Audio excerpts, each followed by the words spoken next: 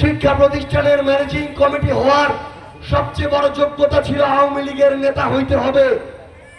Managing কমিটির সভাপতি সেক্রেটারিরা, ওই ম্যানেজিং কমিটির লোকগুলো তারা শিক্ষক থেকে শুরু করে সবাইকে তাদের মতো চালানোর চেষ্টা করত, বরাদ্দ থেকে লুটপাট করত, উন্নয়ন থেকে লুটপাট করত।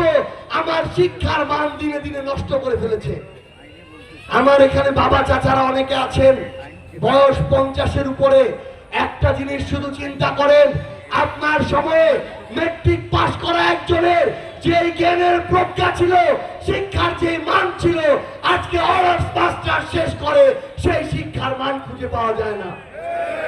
কাউকে কিন্তু ছাড়া হবে না, কেউ ছাড় পাবে না।